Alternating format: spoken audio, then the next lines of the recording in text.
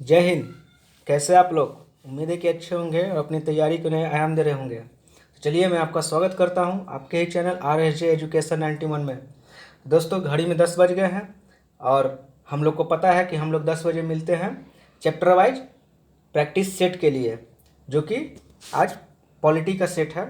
और इससे पिछला सेट हम लोगों ने 14 सेट कंप्लीट कर लिया है। तो जो लोग अभी इस चैनल पे नए हैं वो 14 सेट जाकर देखिएगा, आपके आगामी एग्ज़ाम के लिए ये बहुत ही हेल्पफुल होगा। ठीक है, और लाइक भी कीजिएगा, सब्सक्राइब भी और कमेंट भी कीजिएगा। सब्सक्राइब करने के बाद बेल आइकन को दबा दीजिएगा ताकि जो चैनल के माध्यम से जो भी नोटिफिकेशन जाए तो आप तक सबसे पहले पहुँचे। तो चलिए सीधे हम लोग क्वेश्चन को रुख करते हैं। तो हमारा पहला क्वेश्चन इस प्रकार है। पहला क्वेश्चन है, राज्य के नीति निर्देशक तत्व में भाग में है, मतलब राज्य के नीति निर्देशक तत्व जो है कि कौन से भाग में है? भाग 8 है, भाग 4 है, या 5 है, या 2 है? तो राज्य के नीति निर्देशक तत्व किस में है? आंसर बताइए। चलिए हमारा आंसर क्या हो जाएगा? ऑप्शन नंबर क्या? बी, 4 में है। भाग 4 में जो है कि राज्य के नीति निर्देशक तत्व के बारे में बात कही गई है। राज्य के नीति निर्देशक तत्व को हम लोग इंग्लिश में DPSP बोलते हैं, अर्थात directive principle of state policy. इसके अगर आर्टिकल में की मैं बात करूं तो इसका आर्टिकल 36 से 51 में है। ठीक है, DPSP का मतलब होता है कि हर राज्य को अपना एक संवैधानिक अधिकार दिया गया है कि वो अपने राज्य को कैसे सुदृढ़ बनाए, कैसे सुंदर बनाए। उसके बारे में DPSP मतलब ये DPSP में राज्य के बारे में हर एक चीज़ दिया गया है। ठीक है, और राज्य इसी आधार पर अपना काम को करती है। चलिए सेकंड क्वेश्चन क्या कह रहा है? आधिकारिक भाषा को किस भाग में रखा गया है, मतलब जो हमारी जो लैंग्वेज की बात है वो कौन से भाग में है? तो 18 है, 14 है, 9 है, या फिर 17 है? चलिए इसका आंसर है ऑप्शन नंबर ए, 18। 18 नंबर भाग में जो है कि आधिकारिक भाषा, सॉरी 18 नंबर नहीं होगा, 18 नंबर नहीं होगा, वो मैंने शेड्यूल 8 समझ लिया। 18 नहीं होगा, आपका आंसर हो जाएगा ऑप्शन नंबर डी, 17। 17 में जो है कि 17 पार्ट में जो है कि मतलब पार्ट 17 में जो है आधिकारिक भाषा की बात कही गई। और हम शेड्यूल की बात करें तो शेड्यूल 8 में आधिकारिक भाषा की बात कही गई है। ठीक है, और 18 में क्या था? तो 18 में हमारा इमरजेंसी है। ठीक है, इमरजेंसी के प्रावधान कितने में है? पार्ट 14 में है, सॉरी 18 में है। और अगर 14 की मैं बात करूं तो इसमें जो है कि आपका केंद्र और राज्य के अधीन जो सेवाएं होती है, जैसे UPSC हो गया, BPSC हो गया, ये सब जो परीक्षाएं कंडक्ट कराती है, तो ये शेड्यूल सॉरी पार्ट 14 में बात कही गई है। और अगर 9 की मैं बात करूँ तो 9 में जो है सहकारिता संगठन से संबंधित प्रावधान है 9 में। चलिए क्वेश्चन नंबर 3 की ओर रुख करते हैं। क्वेश्चन नंबर 3 क्या कह रहा है? क्या प्रस्तावना में कही गई बातें को न्यायालय द्वारा लागू कराया जा सकता है? तो इसका ऑप्शन है हाँ, नहीं, हाँ, हाँ या नहीं, कोई नहीं। तो इसका सही आंसर क्या हो जाएगा?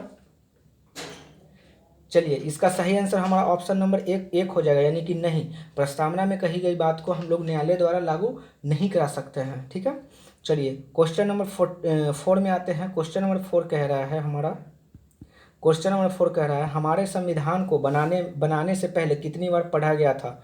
4 बार, 5 बार, 3 बार, या फिर 10 बार? आपका सही आंसर क्या हो जाएगा? चलिए आपका सही आंसर हमारा हो जाएगा 3 हो जाएगा। सही ऑप्शन सी, यानी कि 3 बार। 3 बार जो है कि संविधान जब बन गया था तो इसे 3 बार पढ़ा गया था कि सब कुछ करेक्ट है या नहीं है। ठीक है, चलिए क्वेश्चन नंबर 5 क्या कह रहा है? प्रस्तावना हमारे संविधान की आत्मा है, यह कथन किसका था? तो जो प्रियम्बल है, मतलब प्रियम्बल को ही हम लोग प्रस्तावना बोलते हैं, उद्देशिका बोलते हैं, ये सब प्रियम्बल का ही नाम है। तो ये कह रहा है क्वेश्चन कि संविधान की आत्मा जो है कि किसे, प्रस्तावना को संविधान की आत्मा किसने कहा था?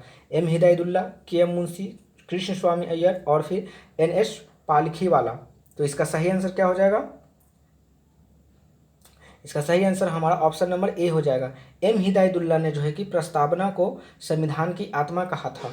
और मुंशी जी ने क्या कहा था? मुंशी जी ने प्रस्तावना हमारे लोकतांत्रिक गणराज्य की जन्म कुंडली है, इसके बारे में बताया था। और कृष्ण स्वामी अय्यर की बात करें तो ये इन्होंने प्रस्तावना में जो सर्वोच्च विचार है उसका प्रतिनिधित्व करती है प्रस्तावना, इसके बारे में अय्यर साहब ने बोला था। और पालखी वाला के अगर बात करें तो इन्होंने बोला था प्रस्तावना हमारे जो है कि संविधान का प्रवेश द्वार है। ठीक है। अच्छा, आपको कुछ याद आ रहा होगा, जो लोग पिछले सेट देखे होंगे उन मतलब पिछले से पिछले सेट वाले में मैंने पॉलिटी वाले में डिस्कशन कराया था कि ये जो दोनों हैं मुंशी और कृष्ण स्वामी अय्यर, ये हमारे प्रारूप समिति अर्थात ड्राफ्टिंग कमेटी के सदस्य हैं। ठीक है। अगर मैं आपसे क्वेश्चंस करूं कि ड्राफ्टिंग कमेटी के जो है कि प्रेसिडेंट कौन थे अर्थात अध्यक्ष कौन थे, तो आप लोग इसका कमेंट बॉक्स में आंसर दीजिएगा, और इसमें कितने सदस्य थे अध्यक्ष को लेकर उसके बारे में आप लोग कमेंट कीजिएगा। चलिए क्वेश्चन नंबर 6 की मैं बात करूँ तो क्वेश्चन नंबर 6 कह रहा है 4A यानी कि 4A में किस चीज़ की चर्चा की गई है? संसद, केंद्र शासित प्रदेश, केंद्र शासित प्रदेश से संबंधित प्रावधान, मूल कर्तव्य या फिर कोई नहीं। चलिए इसका सही आंसर हमारा हो जाएगा क्या? ऑप्शन नंबर क्या? सी, मूल कर्तव्य।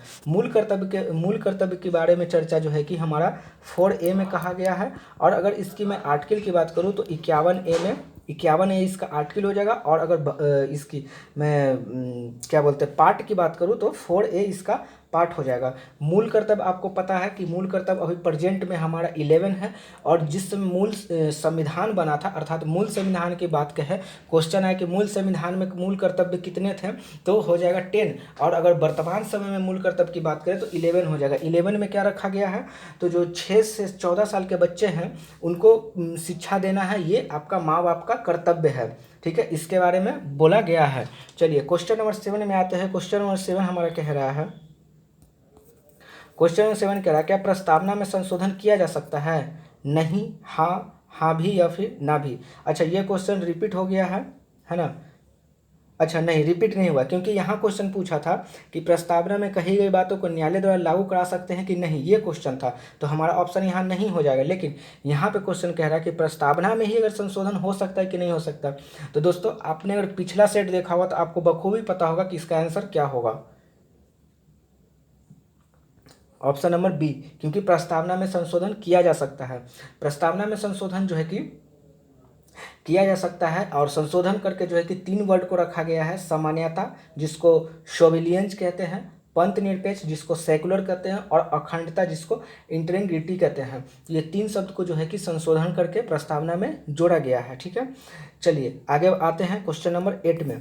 क्वेश्चन नंबर 8 कह रहा है हमारे प्रस्तावना की भाषा अर्थात लिखावट किस देश के संविधान के प्रस्तावना की भाषा से मिलती जुलती है? अर्थात हमारा जो प्रस्तावना है ये किस देश के संविधान के प्रस्तावना के भाषा से जो मिलती जुलती है, मतलब उसका लैंग्वेज जो है, हमारा लैंग्वेज जो है कि अगला के लैंग्वेज से मिलता जुलता है। तो किसका है? तो अमेरिका है, जापान है, रूस है, या फिर ऑस्ट्रेलिया। इसका सही आंसर क्या हो जाएगा, आप लोग दीजिए। चलिए, इसका सही आंसर ऑप्शन नंबर डी हो जाएगा। ऑस्ट्रेलिया के जो कि संविधान से जो है कि हमारे प्रस्तावना की जो है कि बातें नहीं, उसका वर्ड जो है, लैंग्वेज जो है कि मिलता जुलता है। चलिए क्वेश्चन नंबर 9 की मैं बात करूं तो क्वेश्चन नंबर 9 में कह रहा है कि भारत में लैंगिक सार्वभौमिकता है क्योंकि क्योंकि क्योंकि संविधान की प्रस्तावना प्रारंभ होती है। अच्छा, तो संविधान की प्रस्तावना कहाँ से प्रारंभ होती है? तो ऑप्शन है आपका जनता के लोकतंत्र शब्दों से, जनता के जनतंत्र शब्दों से, प्रजातंत्रीय शब्दों प्रजातंत्रीय भारत शब्दों से, या फिर हम भारत के लोग से। तो जैसा कि आपने पढ़ा है कि प्रस्तावना की स्टार्ट ही होती है हम भारत के लोग, we are people the Indian, इससे प्रस्तावना की स्टार्ट होता है। तो हमारा ऑप्शन नंबर डी हो जाएगा। चलिए 10 में आते हैं। 10th क्वेश्चन कह रहा है भारतीय संविधान के प्रस्तावना के सिलसिले में निम्नलिखित में से कौन सा कथन सही है? अच्छा, इसमें कौन सा कथन सही है ये आपको बताना है। तो इसका आंसर हमारा क्या हो जाएगा? ऑप्शन नंबर डी हो जाएगा, क्योंकि संपूर्ण प्रभुत्व संपन्न समाजवादी पंथ निरपेक्ष लोकतांत्रिक गणराज्य, ये जो है कि सीक्वेंस है, और ये सीक्वेंस आपके एग्जाम में पूछता है, तो आप लोग इसे याद रखेंगे। क्या हो जाएगा? पहले हो जाएगा संपूर्ण प्रभुत्व संपन्न, फिर समाजवाद, फिर पंथ निरपेक्ष, फिर लोकतांत्रिक, फिर गणराज्य। ठीक है, ये सीक्वेंस एग्जाम में पूछता है 1 नंबर में, आप लोग गड़बड़ा जाइएगा, इसलिए आपको याद रखना है जरूरी। चलिए, मूल संविधान में कितने भाग हैं? 20, 24, 22 या फिर 18। इसका सही आंसर क्या हो जाएगा? चलिए, मूल संविधान की मैं बात करूं तो देखिए यहाँ पे पूछा है मूल संविधान, यानी कि जिस समय संविधान बना था उस समय ये पूछ रहा है कि उस समय कितने भाग थे। तो उस समय जो है कि हमारा 22 भाग था, लेकिन अभी जो है कि संशोधन इसमें करके 25 भाषा हो गया है, सॉरी 25 क्या हो गया है, पार्ट हो गया है। हमारे संविधान में जो है मूल संविधान जिस समय बना था, अर्थात जिस समय संविधान का निर्माण हुआ था, कब हुआ था? तो 26 जनवरी 1950 को हमारा संविधान लागू हो गया था और बनकर तैयार वो 18 नवंबर 1949 को जो है कि अंगीकृत हो गया था, अर्थात जो है कि अंगीकृत मतलब एडॉप्ट हम लोग कर लिए थे उस दिन संविधान को। तो वही कह रहा है। और हमारा संविधान कितने दिन में बनकर तैयार हुआ? तो 2 साल 18 महीना और 11 दिन। ये सब आप लोग एकदम नोट करते जाइएगा जो मैं बोल रहा हूँ। भले ही इसमें क्वेश्चन या लेसन ये सब स्टैटिक्स फैक्ट में आ जाएगा, ये सब 1 नंबर में आराम से पूछ देता है आपसे और आप लोग गड़बड़ा जाते हैं। तो चलिए, मैंने क्या बताया, मूल संविधान जिस समय बना था, अर्थात जिस समय संविधान का निर्माण हुआ था, उस समय जो है कि टोटल 22 पार्ट था। लेकिन अभी अगर वर्तमान में कहे कि वर्तमान में संविधान में कितने भाग हैं, तो आंसर हमारा 25 होगा। ठीक है, इसे अमेंडमेंट करके सारा इसमें A B करके जोड़ा गया है। चलिए, क्वेश्चन नंबर अगर क्वेश्चन नंबर 12 की मैं बात करूं तो 12 में कह रहा है संविधान के किस भाग में संविधान संशोधन की प्रक्रिया का उल्लेख है? अच्छा, तो देखिए यहाँ पे संशोधन हुआ है तभी तो जो है कि 22 से 25 हुआ है। तो वही क्वेश्चन है कि संविधान के किस भाग में संशोधन की बात कही, अर्थात कॉन्स्टिट्यूशनल अमेंडमेंट की बात कही गई है। तो हमारा आंसर इसमें क्या हो जाएगा? 20 है, 15 है, 4 है या फिर 3 है? तो इसका सही आंसर आप लोग दे दीजिए। चलिए, इसका सही आंसर दोस्तों हो जाएगा 20 में जो है कि पार्ट 20 में जो है कि संविधान संशोधन की बात की गई है, अर्थात कॉन्स्टिट्यूशन अमेंडमेंट की बात की गई है। और अगर इसकी मैं आर्टिकल की बात करूं तो ये कितने आर्टिकल में है? तो 368 में जो है कि इसका आर्टिकल है। 368 आर्टिकल के तहत कॉन्स्टिट्यूशन अमेंडमेंट किया जा सकता है। और अगर पार्ट की बात करें तो पार्ट 20 में। क्लियर? चलिए आगे हम लोग बढ़ते हैं। क्वेश्चन नंबर 13 कह रहा है भारतीय संविधान के प्रस्तावना के बारे में कौन सा कथन सत्य है? तो 1950 लघु संविधान के अंग थे। 1976 संविधान द्वारा जोड़ा गया। 1976 संविधान संशोधन द्वारा जोड़ा गया। संविधान प्रस्तावना का अंग नहीं है। अच्छा, तो इसका सही आंसर हमारा क्या हो जाएगा? क्वेश्चन आपको समझ में आया होगा, आई होप। नहीं समझ में आया तो मैं समझा रहा हूँ। यहाँ कह रहा है, मैं थोड़ा इसे साफ कर देता हूँ ताकि आपको अच्छे से मैं समझा सकूँ। तो चलिए, यहाँ हमारा क्वेश्चन कह रहा है कि जो संविधान है इसमें प्रस्तावना के बारे में कौन सा कथन सत्य है। मतलब प्रस्तावना के बारे में पूछा है, ना कि आपसे संविधान के बारे में पूछा है। ठीक है, तो यहाँ आपका क्या कह रहा है?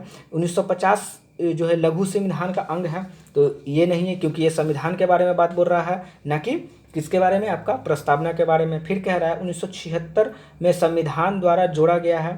अब देखिए 1985 में संविधान द्वारा जोड़ा गया है या फिर संविधान प्रस्तावना का अंग नहीं है। तो यहाँ पे अगर हम ऑप्शन की बात करें तो हमारा ऑप्शन नंबर क्या हो जाएगा? ऑप्शन नंबर B हो जाएगा। क्योंकि 1976 में आपको पता होगा 1976 में संविधान में जो है कि 3 शब्द जोड़ा गया था, जिसको कि अभी मैंने पहले बताया। तो वो 3 शब्द क्या थे? एक था पंथ निरपेक्ष, एक था समाजवादी और एक था अखंडता। तो 3 शब्द जो है कि प्रस्तावना में जोड़ा गया था। तो इसीलिए पूछ रहा है कि प्रस्तावना के बारे में कौन सा कथन सत्य है। तो 1976 में संविधान में जोड़ा गया था। चलिए, 40 नंबर क्या कह रहा है क्वेश्चन? 40 नंबर हमारा क्वेश्चन है धर्मनिरपेक्ष का अर्थ क्या है? मतलब धर्मनिरपेक्ष का अर्थ क्या है? तो जिस देश में अपना कोई धर्म हो, सरकार द्वारा धर्म संरक्षण, सभी धर्मों का महत्व स्वीकार करना, या फिर राष्ट्र धर्म का विशेष संवैधानिक महत्व। तो देखिए यहाँ पे जिस धर्म का अपना कोई धर्म हो, तो ऐसी बात तो हमारे इंडिया में है नहीं कि कोई हम जो है कि हमारे देश का कोई धर्म है। हमारे देश का कोई धर्म है नहीं। चलिए आगे देखते हैं, आगे ऑप्शन क्या है? सरकार द्वारा धर्म का संरक्षण। अच्छा, हमारी सरकार जो है कि किसी भी धर्म का संरक्षण नहीं करती है, अर्थात किसी भी धर्म को जो है कि किसी भी धर्म को संरक्षण करने का मतलब कि वो उसको प्रोटेक्ट नहीं करती किसी भी धर्म को। ठीक है, ऑप्शन नंबर D की मैं बात करूं तो राष्ट्र धर्म की विशेष संवैधानिक महत्व। अच्छा, हमारा जो राष्ट्र धर्म तो कोई है नहीं, तो राष्ट्र धर्म होने की बात ही नहीं होती है। तो ये तो ऑप्शन खत्म हो गया। और लेकिन फिर भी कह रहा है विशेष संवैधानिक महत्व, तो कोई भी संवैधानिक महत्व जो है कि धर्म को नहीं दिया गया है। तो यहाँ पे आप लोग को आंसर पता चल गया। आंसर यहाँ पे क्या हो जाएगा? ऑप्शन नंबर C, सभी धर्मों का महत्व स्वीकार करना। मतलब हमारा जो जो देश है ये सभी धर्मों को मानता है, सभी धर्मों को आदर करता है और सभी धर्मों के लिए समर्पित है हमारा देश। ठीक है, किसी भी धर्म के व्यक्ति को जो है कि किसी भी तरह का भेदभाव नहीं करता है, क्योंकि ये हमारे संविधान में लिखा गया है कि आप किसी को भी धर्म के जरिए जो है कि आप किसी को प्रताड़ित नहीं कर सकते हैं कि आप मुस्लिम धर्म के हैं या तो आप हिंदू धर्म के हैं या तो आप सिख हैं या ईसाई हैं। ऐसा हमारे जो है कि संविधान में ऐसा नहीं कहा गया। तो हमारा संविधान बहुत ही बेहतरीन बनाया गया है, ठीक है। तो यही कह रहा है कि सभी धर्मों का महत्व स्वीकार करता है ये हमारा देश भारत। चलिए 15 नंबर क्वेश्चन में आते हैं। 15 नंबर और हमारा लास्ट क्वेश्चन। चलिए, भारत को गणतंत्र क्यों कहा जाता है? अच्छा, भारत को गणतंत्र क्यों कहा जाता है? गणतंत्र का मतलब रिपब्लिक होता है, तो इसको रिपब्लिक क्यों कहा जाता है, मतलब लोकतंत्र क्यों कहा जाता है? क्योंकि इसमें विधानसभा की अधिकतम संख्या जनता द्वारा प्रत्यक्ष चुनी जाती है। अच्छा, जो विधानमंडल में जो लोग बैठते हैं उसको जो जनता डायरेक्ट चुनती है, ये एक ऑप्शन है। या यह राज्यों का एक संघ है, या तो फिर भारतीय नागरिक मूलभूत अधिकारों का उपयोग करते हैं, या यहाँ राज्यों का प्रमुख निर्धारित अवधि के लिए होता है। तो इसका सही आंसर क्या हो जाएगा दोस्तों? चलिए, आपको ये ऑप्शन नंबर ए भी सही लग रहा होगा, क्योंकि है भी सही, क्योंकि इसकी जो है कि विधानमंडल की अधिकतम संख्या जनता के प्रत्यक्ष चुनी जाती है। तो विधानमंडल में दो आ जाते हैं, एक आ जाते हैं आपका विधानसभा, एक विधान परिषद। लेकिन ये ऑप्शन मैं गलत इस मामले में कर सकता हूँ कि जो है कि हमारे जो देश में जो है कि 5 ही राज्य ऐसे हैं जिसमें विधान परिसर है, ठीक है। तो उसको हम विधानमंडल बोलते हैं। जिसमें विधान परिसर और विधान सभा होते हैं उसको जो है कि विधानमंडल बोलते हैं, दोनों को संयुक्त रूप से। लेकिन और जो राज्य हैं उसमें केवल विधानसभा है। तो ये ऑप्शन ऐसे भी गलत हो जाता है, लेकिन ये बात सही है कि उसमें जो है कि विधानमंडल में जो है कि जनता द्वारा जो है कि लोग चुन के जाते हैं प्रत्यक्ष रूप से। तो ये सही है इस मामले में, लेकिन ये क्वेश्चन के हिसाब से ये गलत है। चलिए, यह राज्यों का संघ है, ये भी गलत है, ठीक है। यहाँ भारतीय मूलभूत अधिकारों का उपयोग करते हैं, ये सही है, मूलभूत अधिकारों का उपयोग करते हैं, बात तो सही है। लेकिन यहाँ पे सबसे ज़्यादा जो है कि इंपॉर्टेंट ऑप्शन में है ऑप्शन नंबर डी।